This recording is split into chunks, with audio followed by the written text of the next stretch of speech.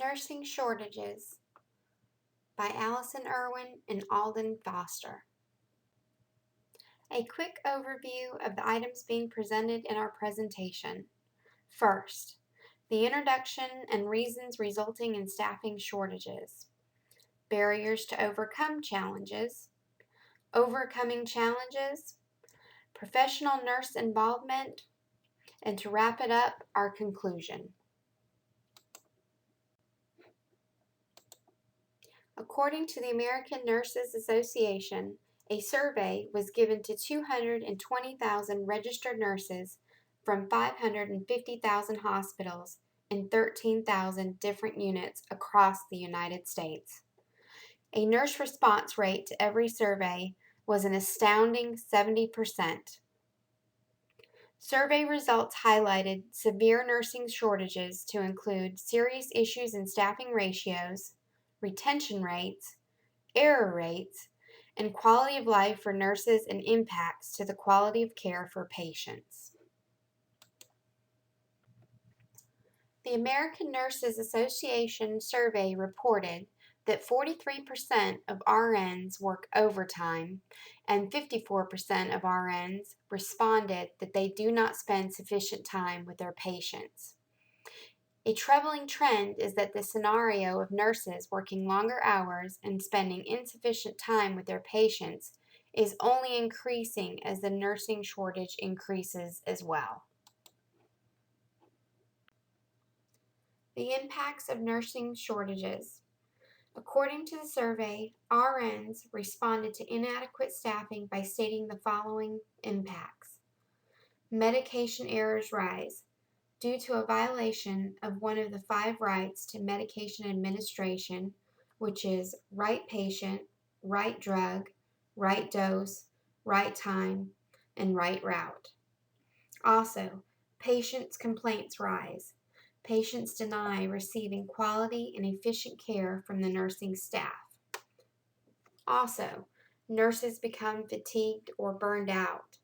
And last, nurse retention rates decrease. Many nurses report that they rarely get a lunch, break, or restroom break, but the breaks are deducted from their salary whether they take them or not. Next, why are there staffing shortages? There are a few reasons that all play various roles resulting in the continuing nurse shortage. First, demand for health care is expected to rise as baby boomers age. Second, the new healthcare law reform predicts surging access to medical care by more people, which means an increase in nurse-to-patient ratio. Third, large hospitals, corporations, and CEOs' business practices are to reduce cost and increase profit margins. Last, the RN workforce is aging and reaching retirement age, which means older, more skilled nurses are beginning to retire, contributing to the nurse shortage. Barriers to overcome staffing challenges. The first barrier to overcome is the registered nurse demographics. The average age of registered nurses is currently 46, which means that more than 50% of registered nurses are close to retirement eligibility. The second barrier to overcome is the nurse workload. Registered nurses highlighted that fatigue is a driving factor when making a decision whether to retire or not. Also, fatigue is a result from long shifts worked filled with high stress level situations, which taxes the registered nurse workforce. Third, the third barrier to overcome, replenishment of the registered nurse workforce. Older registered nurses will teach prior to retirement. However, since they are close to retirement, they usually do not teach very long. The overall shortage of qualified professors and teachers limits the number and quality of nursing students produced and are accepted into a nursing program. Another barrier to overcome: patient demographic issues. Baby boomers are definitely living longer, but not healthier. Those 65 years or older make up only 12% of the population. In 2010, they numbered 40.2 million, and that number is expected to double by 2050. Although the elderly only make up 12% of the population, they require substantial medical services. It is shown that the elderly, 26%, require physician office visits. 35% require hospital stays. 34% require prescription drug demand. 38% require emergency medical response. And last, 90% require nursing home demand. Barriers to overcome staffing challenges continued. Certificate cost. The cost of certifications needed by hospitals to meet high standards of accreditation is discouraging facilities to hire new nursing graduates. Also, hospitals are facing big challenges because of the increasing cost of technology and advancements in medical treatment. Not only is the cost of technology increasing, but the growth rate of the population is also expanding, which affects the demand of nurses as well. Also on the rise is the cost of treating complex diseases. So, how do hospital corporations deal with this? The need is to increase nurse-to-patient ratios. In order to increase nurse-to-patient ratios, we first must overcome the challenges standing in the way. It's imperative that professional nursing organizations, hospital corporations, and CEOs stand together and make quality patient care their primary concern. There are steps that both hospital corporations and the registered nurse workforce can take to ensure that a capable workforce is in place to provide that quality care. The focus needs to be on 3 areas. The first one, build a steady pipeline of new registered nurses.